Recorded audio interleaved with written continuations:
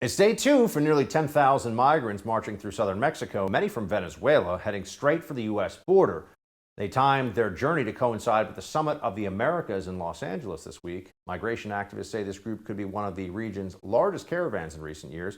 So what's the Biden administration doing about this? Well, the border czar says that they're sending billions of dollars to Central America to create economic opportunity. That'll fix it fast. We'll talk about this in Hold the Line.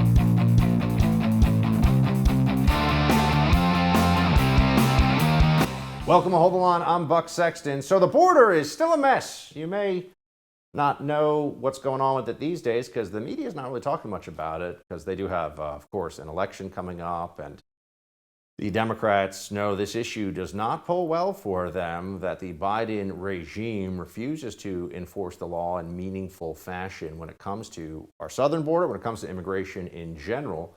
And with Title 42 just kind of hanging on for now, they have some tool in place that they're willing to use to turn back people who have entered into this country illegally and in violation of immigration laws. But Title 42 is not going to last forever. And even with Title 42, you have a lot of people who are coming into the country illegally. In fact, in April, it was over 200,000. It was the most it had been in 2 decades, the most it had been, in fact, for the entire Biden regime thus far. So there's a big problem. There's no question about that at our southern border. It is a mess. So what does the border czar, Kamala Harris, say is going to be done about this? Well, it turns out Vice President Harris, who's been to the border, we believe, one time, maybe, announced more than $1.9 billion in new private sector commitments to create economic opportunity in northern Central America. As part of her role addressing the root causes of migration from Central America in May of 2021, the vice president launched the call to action for businesses and social enterprises to make significant commitments to promote economic opportunity for people in the region. Aggregate commitments under this initiative now total more than $3.2 billion. Now, look, it's fine to be trying to help with economic prosperity in a near neighbor, in this case, Central America. But does anybody think this is actually going to deal with the fact that we have hundreds of thousands of people coming into the country illegally right now? And also, how likely is it that the economic calculus for somebody from, say, El Salvador or Honduras or Guatemala, the Northern Triangle countries, will think, you know what, my country is so prosperous right now, who needs America? That's pretty unlikely. If you look at the GDP per capita, if you look at wages, you look at the likely financial future of somebody in those countries versus somebody who comes into America, including, of course, millions of people come into America illegally. And the numbers really speak for themselves on this one. I mean, we can see people are voting with their feet, so to speak. Southwest border encounters in fiscal year 2019, it was 977,000, right? Fiscal year 2020, pandemic hits 458,000. Fiscal year 2021, 1.734 million. And now just in April of 22, 234,000. That was in 1 month, April of 2022, to understand. We're going to be close to what we were at for fiscal year 2022, which was a record-setting year for illegal migration. So the situation is not improving at all. And in fact, everybody who's paying attention to the border, everybody who's watching this play out will say, the moment Title 42 is gone, which is really only used for Central American and Mexican migrants to tell them they can't come into the country, then there'll be a huge surge. Already underway, you have people making their way to the United States in a caravan. But beyond that, there are many loopholes that exist, even for those who show up from Mexico or Northern Triangle countries in Central America illegally. And then beyond that, there are those who come from all over the world, people from the Middle East, from Asia, from Africa, South America. Here is, for example, a Venezuelan, South American migrant who was interviewed and said that he wants the U.S. to go fix the economy in Venezuela. ¿Qué le pido a los Estados Unidos? Que nos ayuden, que nos colaboren, que, tantas cosas, que si pueden ir allá a Venezuela y resolver esta situación, mira, nosotros seríamos felices de volver a nuestra tierra, que eso es lo que yo más anhelo, volver a mi tierra. Fix the economy in my country and maybe I would stay there, they're saying. Well, that's not going to happen. That's the problem, because we don't run Venezuela. Venezuela went pretty deep into the socialism realm and destroyed its economy despite having the largest proven oil reserves in the world. So yeah, this is not going to change anytime soon. But understand this, the Democrats fundamentally do not want this to change. They're in charge right now. You got the White House, you got a majority in the House, and a de facto majority in the Senate. So they're calling the shots at the federal level. Immigration is a federal issue.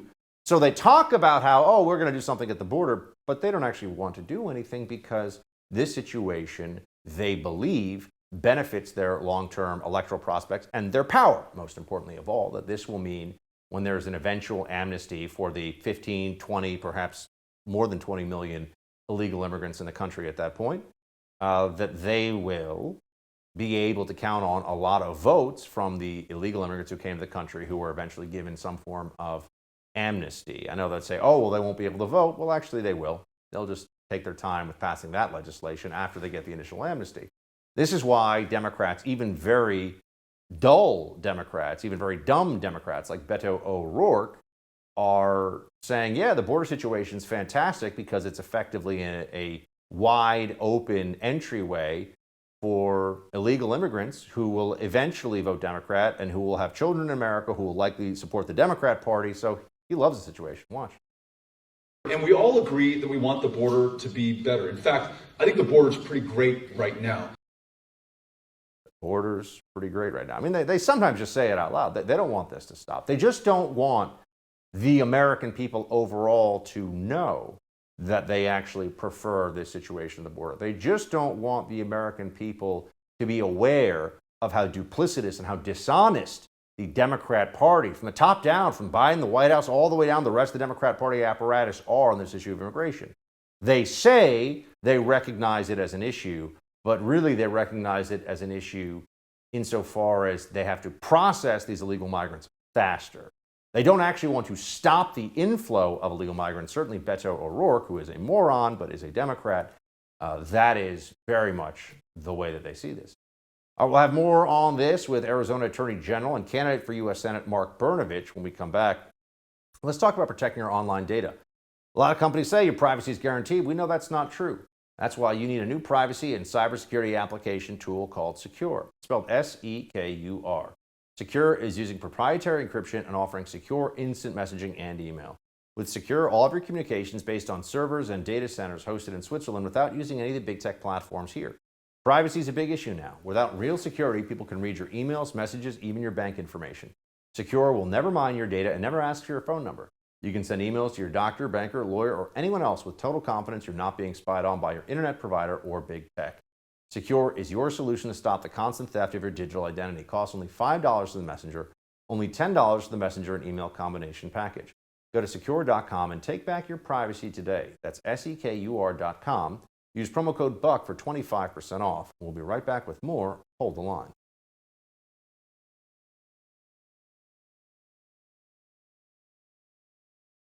Pandemic-era policy Title 42 remains in limbo, but migrant shelters and border towns say now is the time to prepare for its end. With a massive migrant caravan already heading toward our border, many are concerned that the termination of Title 42 will open the floodgates even more to illegal immigration. For more than a year, Arizona's Attorney General Mark Brnovich has been fighting to get the Biden administration to do its job, from suing DHS Secretary Mayorkas to the CDC to President Biden himself.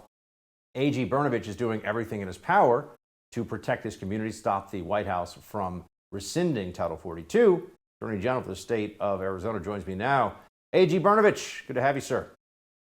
Thank you, Bob, for having me. I really appreciate it. So just tell me this. The end of Title 42 would be a problem, but as I understand it, Mr. Attorney General, the reality of Title 42 as it is at the border right now, whether it's Arizona, Texas, you name it, is that they're not really using it except against illegal Mexican and Central American migrants. What's going on? Yeah, I mean, you mentioned this, that we've been involved in so many lawsuits against the Biden administration trying to force them to do their job. Now, we went into court, we led the coalition, our lawyers argued that the Biden administration could not rescind Title 42. And what we had found out they were doing was they were trying to play these games where they were trying to create exclusions and exceptions for people from certain countries. And the court told them they could not do that. But we have seen the Biden administration in the past when we sued him over the permanent guidance, or that time it was temporary guidance, where they were not deporting people, deportation orders. They would tell the court they're doing it, and they would slightly tweak the policy, and then they would say, well, we're following that decision, but then they would change and create a new policy. So the one thing that has been very consistent is the Biden administration is trying to systematically undermine the rule of law and basically eradicate our entire southern border. I know folks like we've talked about this, where we thought at one point they maybe wanted to abolish ICE, but it's clear they just want to eradicate the southern border. So that's why I keep having to go into court and keep getting these injunctions, keep getting these restraining orders, just to try to get the Biden administration to do their actual job. And Title 42 is one of the last things we have left in our toolbox. So I'm doing everything I can to save it. Here's a list of some of the cases you've brought. Arizona v. Garland, challenging DHS fast-track asylum system. Arizona v. CDC, challenging the revocation of Title 42, as we were just discussing.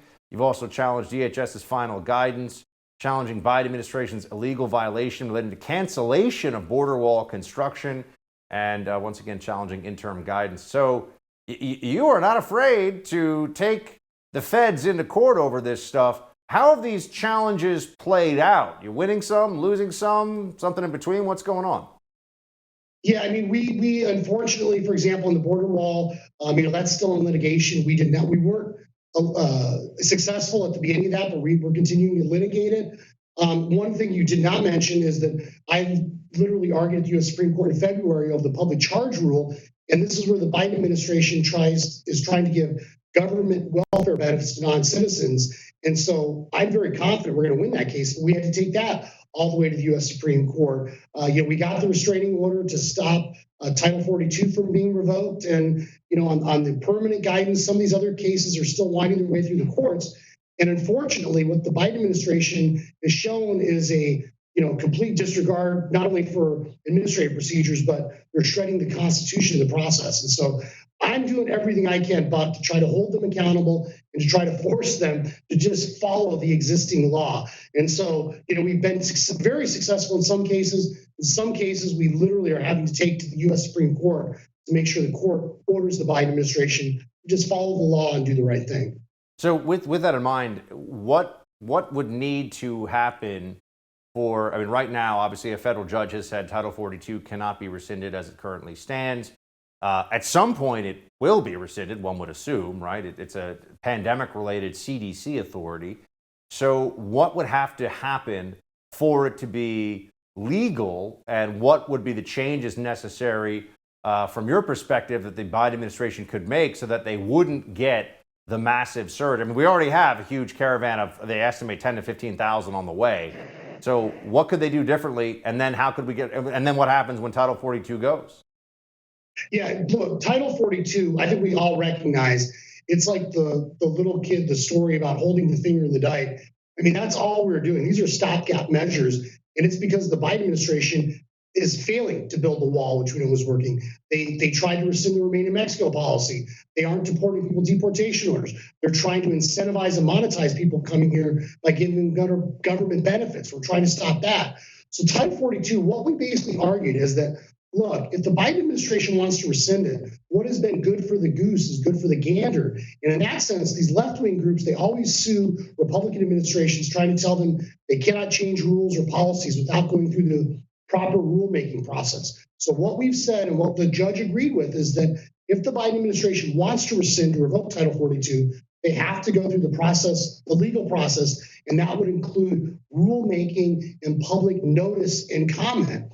And so, yeah, ultimately, if the administration wants to change that policy, they can, but we've argued that they have to do it in the legally correct way. And that basically means the states get to have input saying this is how this will affect us, and this is how illegal immigration is impacting us all over the country. So they have to provide that notice, and they have to provide public input and notice and comment from the states as well.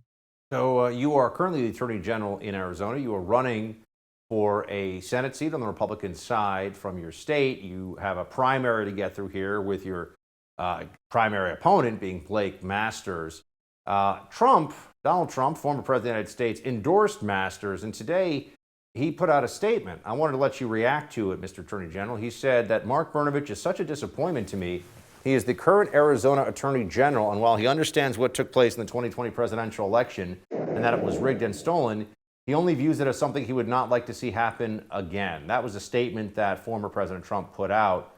How do you respond to that? I mean, I think I've heard your policies and I've seen a lot of what you've done as Attorney General. It would seem to be in line with President Trump's ideology. So what happened here? Yeah, Buck, I can never control what other people are going to say or do. And what I've said, I literally told President Trump this, is that if you care about securing the border, if you care about confirming good federal judges that will enforce the laws it is and not create policy, if you care about low energy prices and energy independence, if you care about low taxes, low regulation, you go through that entire agenda. I've actually been there. I mean, I was a prosecutor when I began my career, gang prosecutor, protecting our communities. I worked at a think tank called the Goldwater Institute, where I wrote extensively about federalism and low energy prices. And now as an AG, look at all I've done, whether we're suing the Biden administration over unconstitutional vaccine mandates, or literally last year, and I brought this up to the president, the most important election case in a generation is literally called Brnovich v. DNC. And when left-wing groups tried to come into places like Arizona, I fought them all the way to the Supreme Court. And the court upheld ability of states like Arizona and other states now to enact election integrity measures that limit and restrict ballot harvesting and out-of-precinct voting. So I've actually been in the forefront of these fights. So you get a lot of folks now that come up and they talk the talk, but they've never walked the walk. They've never actually been in the fight. And they can say a lot of things now, but where's the evidence? Where's the receipts, as kids say nowadays, with what they've actually done? And I've been in the forefront of this. And ultimately, at the end of the day, I think it's important to have a principled Arizonan taking on Mark Kelly because the stakes are so high. And if you want someone that understands limited government, federalism, and conservative principles, then I'm the guy. Attorney General Brnovich, state of Arizona. Good to see you, sir. Thanks for being with us today. Thanks, Buck. Thank you very much. The January 6th committee's primetime dog and pony show is set for this coming Thursday. Public spectacle comes a week after a former trade advisor to President Trump, Peter Navarro, was placed in leg irons and arrested for resisting a subpoena from the committee. We'll have more on this situation with Claremont Institute fellow Ben Weingarten in a moment. Let's talk about protecting your home for a minute. I don't know if you saw this, but there was a recent story about an Arizona real estate agent that found the home she lived in was listed for sale. The problem was that she actually wasn't selling her home. She was the victim of home title fraud, a devastating crime happening all over the country. According to the experts at Home Title Lock, the crime is incredibly profitable and hard to detect. An identity thief simply creates a fake title transfer for your home and refiles as the new owner. Then he can take out loans on your home or sell it. Typical identity theft services don't cover you, and neither does homeowners insurance. Home Title Lock does. Home Title Lock puts a barrier around your home's title. The instant they detect anyone tampering with your home's title, they help shut it down. They help get your home back in your name. So here's what you should do. Go to HomeTitleLock.com, read the testimonials from FBI agents and government officials, then register your address to see if you're already a victim and don't even know it. When you protect your home, tell them Buck Sexton sent you to get 30 free days of protection. HomeTitleLock.com, HomeTitleLock.com. We'll be right back with more. Hold the line.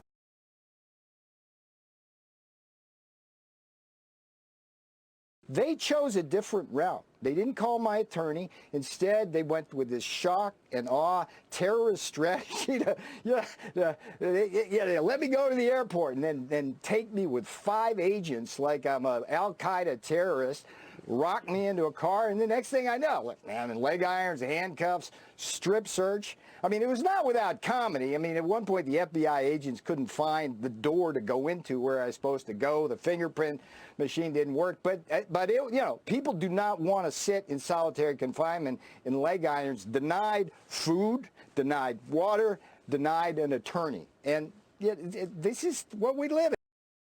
Former White House trade advisor Peter Navarro speaking out on becoming the first Trump aide to be indicted in the criminal investigation into the events on January 6th and arrested, obviously. Circumstances of that raise questions about the abuse of power by the left, as in they're abusing power, and the vindictive nature of their efforts to keep Trump out of the White House and, of course, to punish members of his administration after the fact. Join me now to dive into this with us, fellow at the Claremont Institute, Ben Weingarten. Ben, how are you, buddy? I'm well, Buck. How about you? I mean, not great when I see that the Stasi are alive and well, courtesy of the Democrat-run FBI here. What the heck is going on?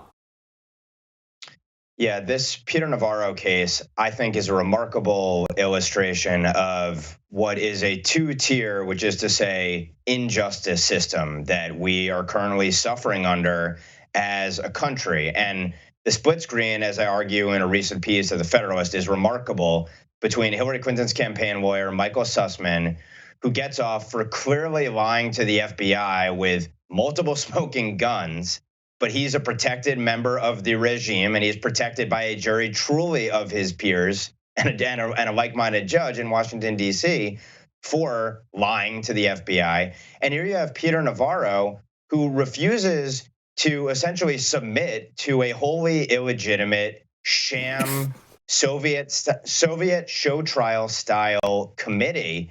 And he gets shackled at the airport. He isn't even given the courtesy of being given a call, asked if he wants to see his lawyer, turn himself in. Not that he should be in this situation in the first place, but he is clearly viewed as an enemy of the regime, and consequently the regime comes down on him with its full force, really in unprecedented fashion here in terms of this criminal contempt referral. But Michael Sussman walks free with his head held high. It's a perfect illustration of a two-tier justice system, and it's been on stark display for all to see over the last 5+ years. But this is maybe the most egregious example of it.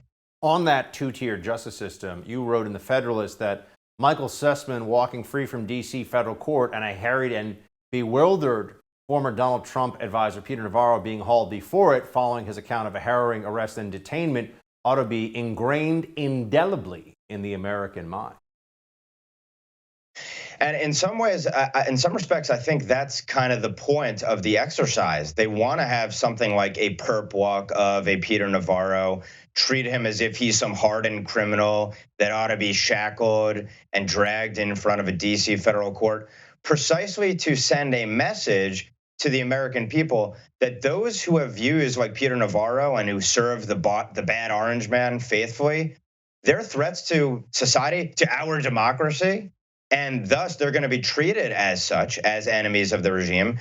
But if you are a Michael Sussman, a senior Democrat lawyer in good standing who served in the Justice Department for years under a Democrat administration, well, you're going to be protected. You are a made man in the regime.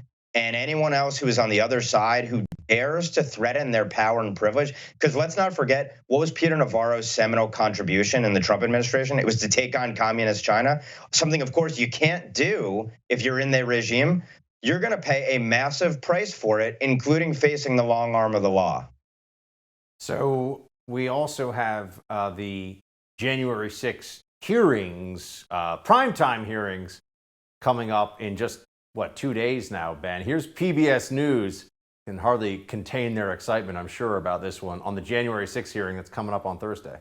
They want to show all of the investigative materials that they have got from people like Mark Meadows, Trump's former chief of staff, testimony from people connected to the militia groups, and testimony from people who actually shot the documentary footage and accompanied the various actors through from Election Day all the way through to January 6th. And so none of this has been seen by anyone before other than the investigators on the January 6th committee. And so for the first time, they're going to present this. And at the first hearing on June 9th, the idea is to present a roadmap of criminality. I don't think that's going to happen. And I don't know if anyone's going to watch. What do you think? I think for the small percentage of Americans who are going to watch, it'll be people who have already made up their minds on this topic. I'm not sure what we're litigating 18 months on, but I do think it is notable. First of all, the Justice Department's been pretty busy. It wasn't just hauling Peter Navarro before a federal judge. They also issued new charges of seditious conspiracy on the eve of these hearings, all, in my view, with the express purpose of trying to create the narrative, essentially, that MAGA equals terrorist, that those who believed in the big lie about questions of the integrity of the 2020 election hold dangerous views, that led to a dangerous, violent insurrection, and that consequently there has to be a counterterrorism strategy to pursue all of them, up to and including the Ayatollah Trump, who issued the fatwa that unleashed this insurrection. That is the narrative that they're going to put forth. I don't think the American people buy it. The polling bears that out. The fact that Democrats are focused on this several months out from the midterm elections, I think says it all about the fact that they have nothing to run on except trying to smear their opponents as dangerous to society. And it's not going to work because I think people understand that the Democrat Party's policies have been dangerous to our health, our well-being, our peace, our prosperity, and that this is a deeply cynical effort which is running roughshod over our most basic liberties and justice. They are posing the very threat they claim their political opponents oppose because this is what they do. They project. It's all they have. January 6th committee's newest TV production advisor is this guy, James Goldston. I'm sure you've seen this, Ben. Former president of ABC News, master documentary storyteller who ran Good Morning America, Nightline. He wants to draw eyeballs of Americans who haven't followed the ins and outs of the Capitol Hill riot and has gained access to official White House photographs from January 6th that have never been seen publicly, they say. So this is, I mean, they're actually bringing in people to make this the biggest spectacle possible, right? That's what this is. Yeah, it's so transparent. It would almost be laughable if it wasn't so serious, the ways in which they're abusing their powers and chilling people. Because let's not forget, the dozens and dozens of people who have been hauled in front of this committee, they have to pay lawyers for all that work. They're being bankrupted in many cases. They're probing into your communications, into anyone who is even remotely related to Trump world, essentially. So that dragnet in and of itself, it's a punishment by process here. And obviously, look, it has led to the DOJ pursuing a Peter Navarro. So even though in some ways it's a joke, it's a sham, it's completely one-sided, it has no particular purpose, it's arguably unlawful, and clearly doesn't follow congressional rules, at the same time, it is doing real substantive damage here. And the spectacle aspect of it, the fact that, of course, they literally bring in a corporate media executive to stage manage the whole kabuki production, shouldn't distract us from the deathly seriousness of this. On top of the fact that you can make an argument that the congressional committee, it would appear, is colluding with the DOJ when the DOJ is acting like it is, and you have members of the committee who've been badgering the DOJ to take a more aggressive approach for weeks now. That in and of itself is a huge violation of norms, if not far worse than that. But of course, they'll say that it's the other side that's violating norms because, again, the projection is all they have. But I think we shouldn't be distracted totally by the spectacle here because the substance of this is really dangerous, disturbing, and chilling. Ben, thank you for the insights as always. Thanks for having me, Buck.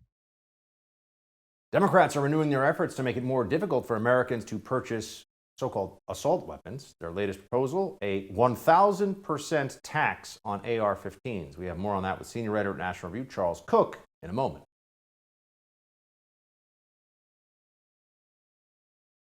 Imminent danger to themselves and others, such that they might commit mass murder, have a constitutional right to access a firearm, and to deny them that right would, quote, trample on an individual's due process and Second Amendment rights. You know who didn't have due process? You know who didn't have their constitutional right to life respected? The kids at Parkland and Sandy Hook and Uvalde and Buffalo, and the list goes on and on. So spare me the bull about constitutional rights.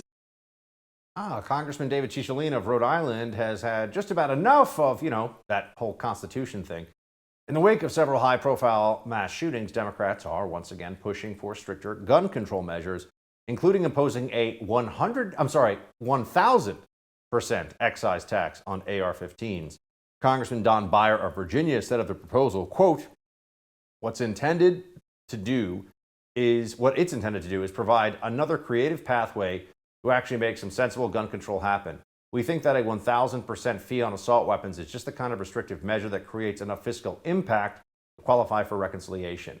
For some perspective, a 1,000% tax on an AR-15 would add between $5,000 to $20,000 to their final sale price, depending on what state you buy it in. Joining me now to talk about this, senior writer for National Review, Charles Cooke. Charles, what do you make of this? Well, I'll take them one by one. The first quote you played, it's not really a gun control issue so much as it's an entire U.S. Constitution issue. It's a representative's job to respect civil liberties and constitutional rights. They take an oath to do so. On the second one, I mean, look, that will be struck down within 10 seconds by the courts. They never ruled explicitly on such measures for the Second Amendment, but in other areas of the Bill of Rights, the courts have made it clear. You cannot, for example, shut down the free press by putting 1,000% tax on ink or on bandwidth. That is a non-starter. It is almost as though they try to remind everybody of the protections of the Constitution by coming up with new ways to violate them, or maybe old ways that they trot out once again. There's a renewed focus, by the way, on the banning of assault weapons. Nancy Pelosi actually said that she'll be bringing forward legislation to have them banned this week.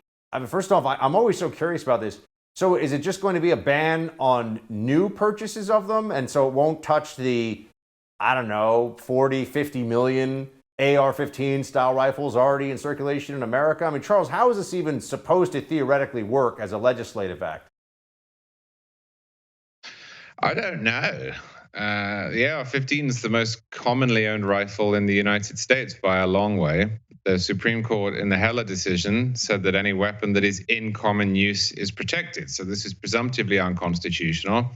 Clearly, mass shooters in recent years have come to favor the AR-15, although most mass shootings are still committed with people wielding handguns. But the AR-15 is not really statistically the problem in the United States. I mean, rifles of all sorts are used less frequently in murders than hands and feet. And the subset that's arbitrarily described as assault weapons are used so infrequently that the FBI doesn't keep statistics. It just rolls them into the rifle number. So to try and get rid of tens of millions of the most commonly owned rifle in the United States in this way is ridiculous, but also it's not going to happen. And I wonder at what point people such as Nancy Pelosi, who don't want more AR-15s, as she puts it, on the street. Of course, most of them aren't on the street or anywhere near it, but she doesn't want them on the street, as she says. I wonder at what point they will realize that every time they bring forward a plan to ban them, people go right out and buy them. I mean, she knows this isn't going to pass. She knows there aren't the votes in the Senate. She knows it's not going to happen. She probably knows it's unconstitutional. Why say it? She's actually working against her own aims. Charles, David French, formerly of National Review years back, wrote a piece in which he was criticizing American gun culture and said that many gun owners are idolaters. In the Dispatch, he wrote, the idolatrous fringe is no longer fringe. They bear arms with religious intensity. In their zeal for their weapons, they send a message that their identity and their power are defined by the guns they love. Is this just, for somebody who I believe used to defend the Second Amendment for at least somewhat for a living, what's this all about? Well, I responded to David and I texted him and said, I profoundly disagree with you on this. And I wrote it up at National Review. David, 4 years ago, wrote a piece in The Atlantic in which he strenuously defended what he described as gun culture. And now he says he couldn't write that piece again. Well, nothing's changed in that 4-year period. And as I suggest gently in the piece, I think David's changed. Gun culture hasn't changed. All of the things that David points to as evidence for what he calls idolatry were true beforehand. Politicians raffling off guns, politicians running on the basis of their support for the Second Amendment, the slogan pro-gun, pro-God, the preference for black guns, AR-15s, this sort of tactical culture that, by the way, gun owners have been making fun of themselves for a decade now. And even people walking outside in protests or political rallies with their guns, that's not new either. There's nothing really that's changed since 2018. People change their mind in politics all the time. That's absolutely fine. But I think we shouldn't pretend here that anything much has been altered in gun culture since 2018. This stuff's been in the American mainstream now for 30 years. You may have seen, Charles, that the actor Matthew McConaughey was speaking today from the West Wing podium during the White House press conference. about gun control. Here's just a clip of what he said. We want secure and safe schools, and we want gun laws that won't make it so easy for the bad guys to get these damn guns. So, we know it's on the table. We need to invest in mental health care. We need safer schools. We need to restrain sensationalized media coverage. We need to restore our family values. We need to restore our American values. And we need responsible gun ownership. Responsible gun ownership. We need background checks. We need to raise the minimum age to purchase an AR-15 rifle to 21. We need a waiting period for those rifles. We need red flag laws and consequences for those who abuse them. And Charles, far be it for me to argue with the platitudes about, America and making people safer. But the moment he veered into actual policy, I just think of none of that would have stopped the Uvalde shooting or, from what we can see, any of the recent mass shootings. No, it wouldn't. I mean, nothing he mentioned, with the exception potentially of a red flag law, would have even intersected with this. And look, I like Matthew McConaughey, and he was, funnily enough, a lot more reasonable in that little clip than Joe Biden is. But we have background checks. And I find it irritating when people say we need background checks. I think a lot of Americans are under the impression that there is no background check system at all. I think that's one reason why support for background checks goes from 90% to 50% or lower every time it's actually raised in earnest, because people recognize we already have a system. What they're talking about is expanding it to private transfers, often private interstate transfers that aren't commercial at all. So he shouldn't have put it like that. I think the first half of his comments were appropriate. I actually do think we have a mental health problem. I think we've become far too lax about letting people who are mentally ill wander around the streets in the name of kindness. For some reason, we think this is kind to them when it's not.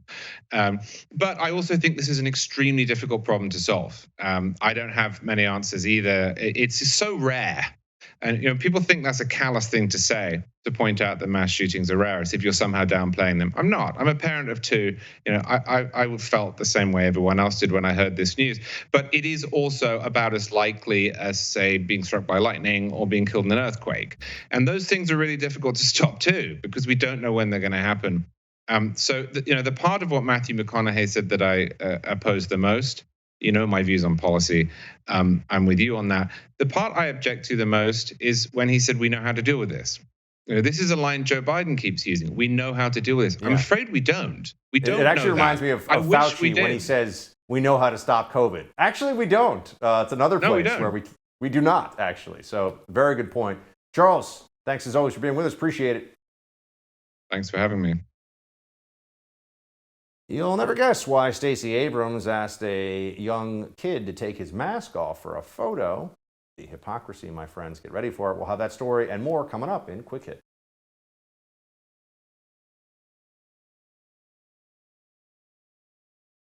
Burger King introduced a new Pride Whopper, which is gaining a lot of attention. And one senator brags about not having to worry about gas prices because, she's fancy. She has an electric car.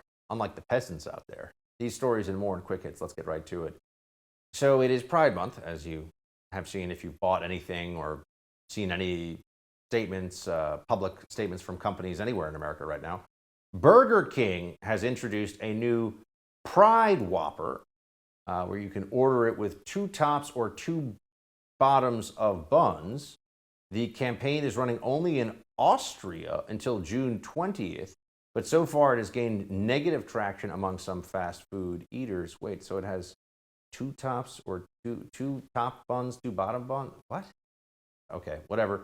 I have not eaten a Burger King burger in a long time because gluten, the buns. But anyway, Pride Whopper is the thing now, apparently.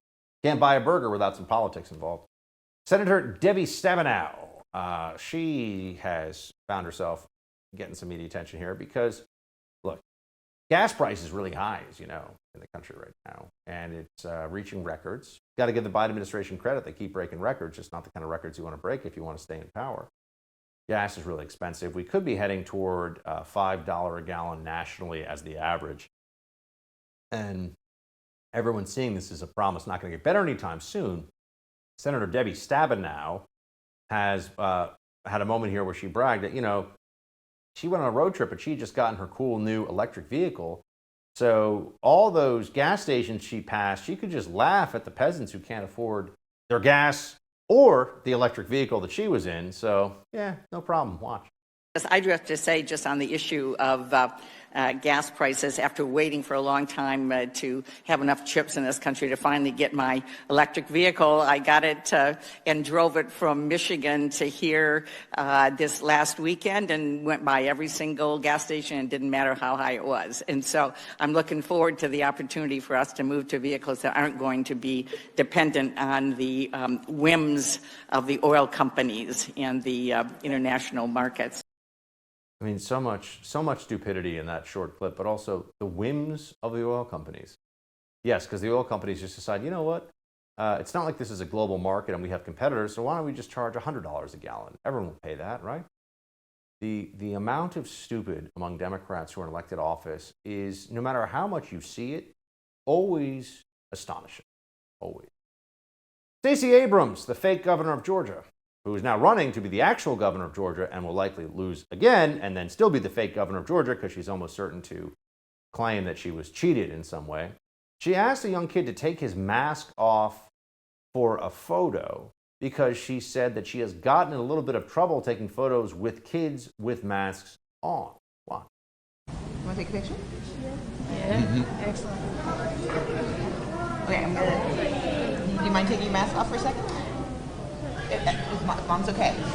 I've had a little bit of trouble taking a mask with kids with masks on. Right here. Okay. Ah, yes. She got in a little bit of trouble because people realize the hypocrisy of an adult who is obese is at substantially greater risk from COVID by a factor of at least 10, if not maybe 100 times more than a child is. So why are children masked near an obese adult? That's an interesting question. Who is not masked, right? So someone want to explain that? Oh, no, of course not. But she realizes that the optics of this not very good right now. So she, of course, had him take off the mask for the photo. Daily Mail headline, eco-preachers Harry and Meghan are accused of enormous hypocrisy for taking 160,000-pound flight back from the Jubilee in the UK to LA in what they call a Russian oligarch-style private jet for people who don't care about the planet. Yes, here's a news flash for anybody who didn't already know this. Meghan and Harry do not care about the planet. These are people, they are very rich for no reason other than being rich people, being born, in the case of Harry, being born into a royal family, Meghan marrying into that royal family. They are preposterous, they are unserious, they aren't very bright, and I guess we can leave it there. That's it for tonight's Hold the Line. The No Spin News with Bill O'Reilly is next. Shields high.